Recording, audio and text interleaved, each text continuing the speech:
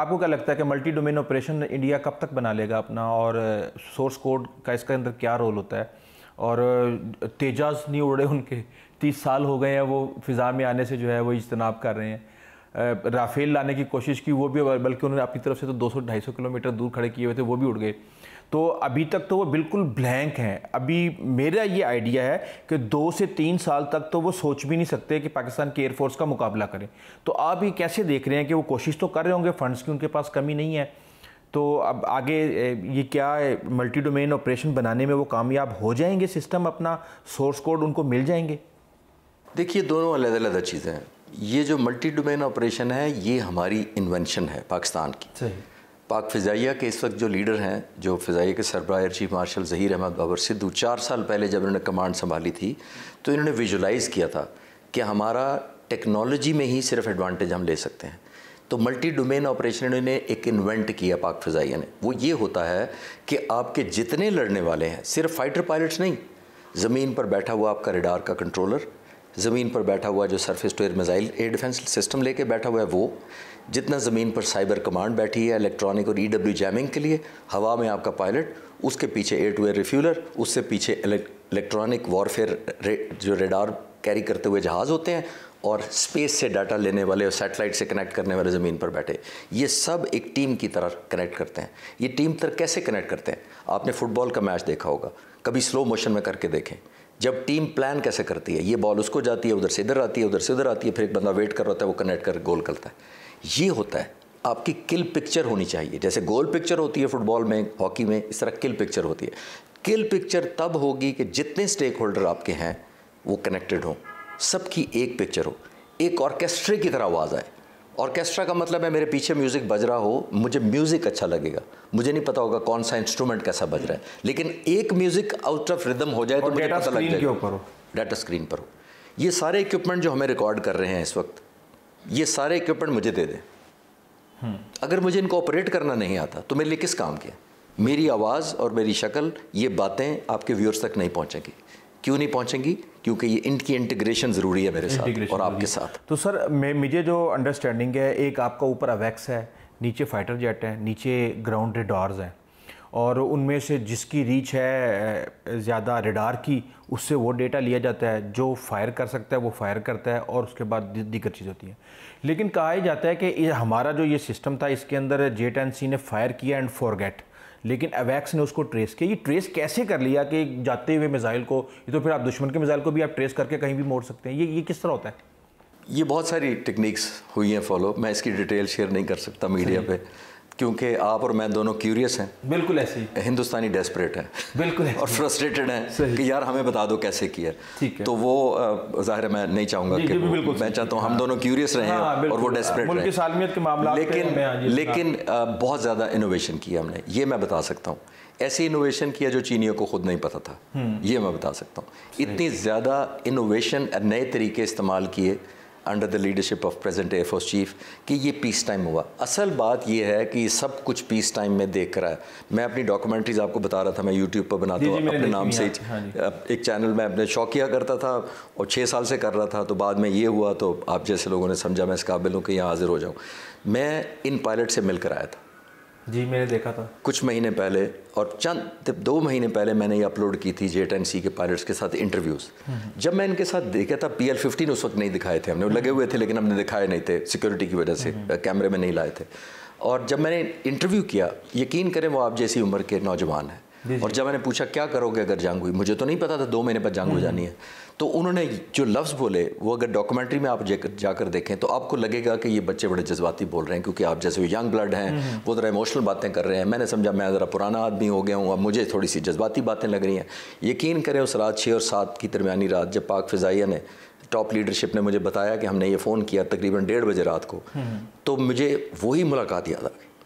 मुझे वही बातें याद आ गई जब एक नौजवान ने कहा था सर 1-1 इंच का दिफा करेंगे। तो फिर मैंने रियलाइज़ किया कि अच्छा वो ये बातें कर रहे थे, और तब मुझे रियलाइज़ हुआ कि वो कम बता रहे थे अपने बारे में।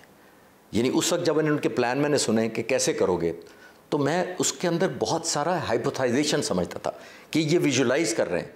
मुझे नहीं पता था, एज ए फाइटर पायलट मुझे नहीं पता था कि वो इतनी एक्सटेंसिव ट्रेनिंग 3 साल से एंटी राफेल टैक्टिक्स पे काम कर रहे थे। इस स्क्वाड्रन का काम ही कोई नहीं था, ये मुझे बाद में पता लगा। उनको सिर्फ ये कहा गया था कि जिस दिन जंग हुई आपका सिर्फ टारगेट राफेल है। सर लेगेसी भी तो मैटर करती है। सीसल चौधरी, MM आलम इसी एयरफोर्स का हिस्सा रहे हैं।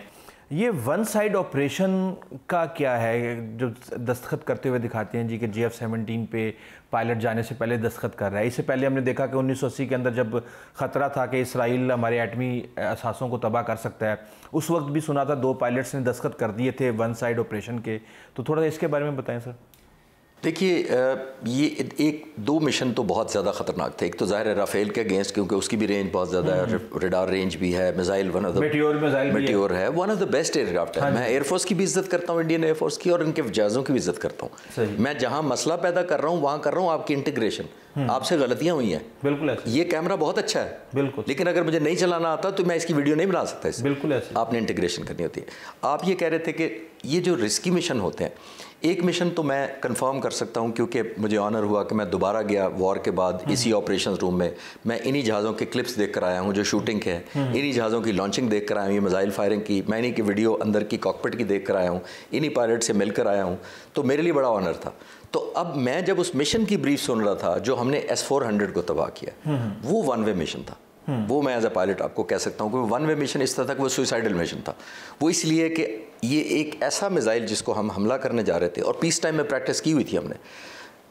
ये S-400 जो डिजिटल इसके नाम के साथ है, 400 का मतलब ही ये है कि 400 किलोमीटर पे निशाना बना देता है, टारगेट करते हैं। 600 किलोमीटर पे लॉक करता है टारगेट को। एक वक्त में 200 टारगेट को ट्रैक करता है और 36 टारगेट को एंगेज कर सकता है। ये कैपेसिटी है इसकी। जब ये ज़मीन से फायर किया जाता है आने वाले जहाज़ के ख़िलाफ़, तो मार्क 15 की स्पीड पे हमला करता है उस पर जाकर। आवाज़ की रफ्तार से 15 गुना तेज, 17,000 किलोमीटर की स्पीड में ये बढ़ता है। तो अब बताइए कितने मिली सेकेंड या माइक्रो सेकेंड की गेम है जब ये फायर होगा और चंद किलोमीटर पे उस जहाज़ को जाके हिट करेगा। माइक्रो सेकंड की, चंद चुटकियों की शायद बात है जब ये हिट करेगा। ये जो पायलट गए थे इसमें कोई शक नहीं कि सुसाइडल था, क्योंकि इन्होंने उसकी रेंज में जाकर मारना था, उसके अंदर घुसकर मारना था, जिसमें वो लॉक कर सकता था, उसको चकमा देना था, उसको जैम करना था, उसकी EW को ख़राब करना था, उसके रेडार को इफेक्ट करना था, और सबसे बढ़कर उनको जाली टारगेट दिखाने थे पहले। सबसे बढ़कर राफेल 150 किलोमीटर का मिसाइल लेकर हवा में है, और ये मिसाइल नहीं मार रहा, ये तो इधर बिजी है। तो ये अंडरस्टैंड करने की ज़रूरत है कि एक ज़मीन से इसको इस रडार से ख़तरा है जिसको हमला करने गया था, और एक जो राफेल उड़ रहा है 150 किलोमीटर के मिसाइल के साथ, उससे भी खतरा है। तो सर पीछे कवरिंग में थे या एक अकेला गाजी गया था? नहीं, अंदर की रेंज जो पेनिट्रेट करना वो तो उसी का काम था, लेकिन बैक एंड पे तो था। लेकिन हिट होने का अगर खुदा ना खास्ता कोई पॉसिबिलिटी होती तो इसी जहाज़ की थी। सर इसके बारे में कहा जाता है कि पहले हमने काफ़ी सारे ड्रोन्स भेजे, वो उनको टारगेट करते रहे, जब उनकी मिसाइल की गन्ने खाली हो गई तो फिर हमने उनको किया, एक स्ट्रेटेजी अपनाई गई। और नहीं, वो मिसाइल धरे के धरे रह गए थे। वो आपने देखा प्राइम मिनिस्टर मोदी ने आके समेत गए हैं वो। नहीं, वो मिसाइल के समेत प्राइम मिनिस्टर मोदी ने तस्वीर खिंचाई थी आके, क्योंकि मिसाइल ही धरे रह गए थे। हमने रडार को हिट किया था, रडार नहीं दिखाया था। सही। पाकिस्तान एयरफोर्स का मुस्तकबिल का जो फाइटर जेट है वो कौन सा आप देख रहे हैं और हम किस तरफ जा रहे हैं? देखिए, ये मई का जो वाक़या हुआ है, दुनिया हमें बहुत रेलेवेंट समझती है अब। जी अल्हम्दुलिल्लाह। यकीन करें, मैं ऑन द लाइटर नोट बताता हूँ। मैं अभी अमेरिका और कनाडा जब मैं बता रहा था ना कि लेक्चर देने गया, तो जो पाकिस्तानी मुझे आते थे वो इस तरह मुझे आके मिलते थे कि शायद मैं ही वो पायलट हूँ। इतनी ज़्यादा हमारी इज़्ज़त में इजाफा हुआ है। बहुत सारी एयरफोर्स हमसे राब्ते में है कि हमें ट्रेनिंग करवा दें, हमें अपने पास बुलाएं, अपनी स्ट्रैटेजी बताएं, या हम अपने ट्रेनर्स हमारे पास भेजें, इंस्ट्रक्टर्स भेजें। बहुत सारे मुल्क हमें इंगेज कर चुके हैं। पाक फ़िज़ाइया के सरबराह ने अमेरिका का भी दौरा किया, चाइना के एयरफोर्स चीफ भी यहाँ आए थे, वो भी आए हैं, और बहुत सारे मुल्कों के एयर चीफ अमेरिका में थे जब ये बयान आया कि हम G-35 नहीं ले रहे। नहीं, वो हम यहाँ तक मैं कंफर्म कर सकता हूँ, बाकी अभी शायद मैं ना बता सकूँ कि कहाँ पे स्टेज पे हैं। मैं यहाँ तक बता सकता हूँ कि हम बहुत सारे और ख़ास तौर पर बड़े मुल्कों में, चाइना और अमेरिका के साथ इंगेज्ड हैं एयरफोर्स में बेहतरी लाने के लिए। जो हमें लगता है कि फ्यूचरिस्टिक हमारी रिक्वायरमेंट है, जो आइंदा हम F-16 को ख़ास तौर पर ज़्यादा पोटेंट बनाएं, क्योंकि F-16 के पास जो इस वक्त रेडार लगा हुआ है वो 70 किलोमीटर से ज़्यादा नहीं है। मिसाइल जो है अपग्रेड करने जा रहे हैं हम अपने, हमारी ख्वाहिश है। मैं ये बता रहा हूँ, इसीलिए हम इंगेज कर रहे हैं अमेरिका को भी इस वक्त। इसीलिए आपने नोट किया होगा F-16 उस रात को उड़ रहे थे, बट उनको इंगेज नहीं किया गया कि इस वजह से कि राफेल की रेंज उनके मिसाइल से डबल थी। तो F-16 को ज़्यादा ख़तरा था। सही। वो हवा में थे, अपॉर्चुनिटी के लिए थे, इसमें मैं कंफर्म कर सकता हूँ, मुझे डिटेल्स पता है। लेकिन हमने J-10C को इसलिए डाला था उनके ख़िलाफ़ जिसने 198 किलोमीटर पर मारा उनके जहाज़ों को, तकरीबन 170 से लेके 198 किलोमीटर तक हमारी शूटिंग हुई, और ये इसलिए डाला गया था इनकी रेंज इतनी ज़्यादा थी। तो अब आप ये कह रहे हैं कि हम दोनों महाज़ों पे काम कर रहे हैं। मुझे ये मेरी अंडरस्टैंडिंग है कि मगरबी महाज़ के लिए हमने अमेरिकन फाइटर जेट्स को रखा हुआ है और इधर मशरकी महाज़ के ऊपर हम चाइनीज़ वेपन्स के ऊपर ज़्यादा रिलाई कर रहे हैं। नहीं, मैं ऐड भी करता चलूँ, हम क्लोज इन टच हैं टर्की के साथ, खान के और ऊपर टर्की खान के ऊपर भी काम कर रहे हैं, और इसके अलावा ड्रोन्स जो पहले बने थे और अब तो पाकिस्तान ने अल्हम्दुलिल्लाह अपने बना लिए हैं, लॉइटरिंग मुनीशन सब कुछ अपना हमारा ड्रोन्स हो गए हैं। अब इंडिजीनियस कैपेबिलिटी हमारी बहुत आगे चली गई है, लेकिन टर्की ने हमारी शुरू में बहुत हेल्प की। कान जो उनका जहाज़ बन रहा है वो अंडर डेवलपमेंट है, वो ख़ुद भी उनका ऑपरेशनलाइज नहीं हुआ, हम उनसे भी सीख रहे हैं। हमारा PFX जो पाक फ़िज़ाइया ख़ुद कोशिश कर रही है बनाने की, वो भी सीरियसली उस पर बड़ी काम हो रहा है। पाकिस्तान कब बनाने में कामयाब होगा वो अभी तफसीलात हम वक्त आने के साथ किसी अगले पॉडकास्ट में शायद मैं बता सकूँ। ठीक हो गया।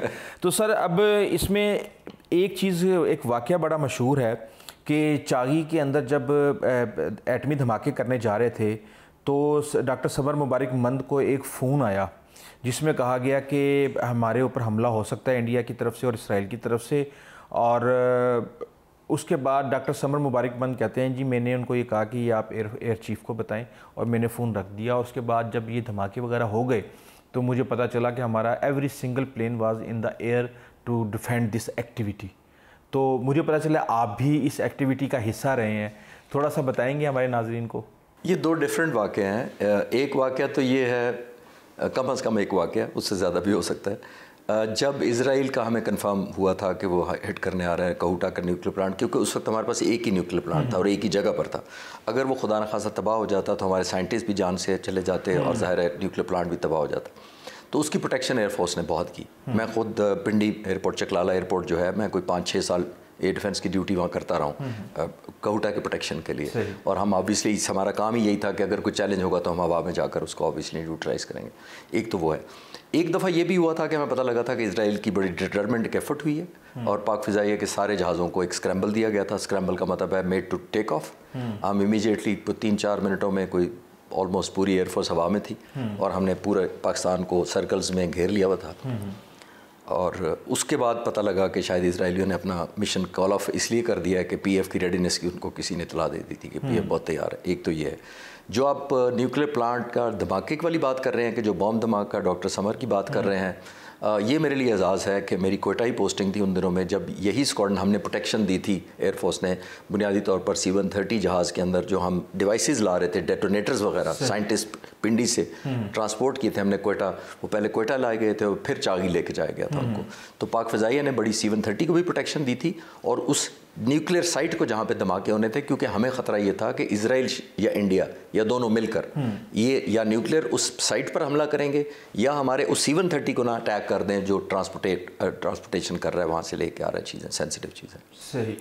तो इसका मतलब ये है कि हमें इसराइल से रियल ख़तरा है, आज का नहीं है। ये जब मैं एज यंग पायलट में आपसे भी छोटा था, जब से हमें पता था कि हमारे न्यूक्लियर प्लांट पर 2 मुल्कों से हमला होगा। जहाँ बात न्यूक्लियर की बात आती है वहाँ इसराइल की से खतरा पैदा हो जाता है। दोनों से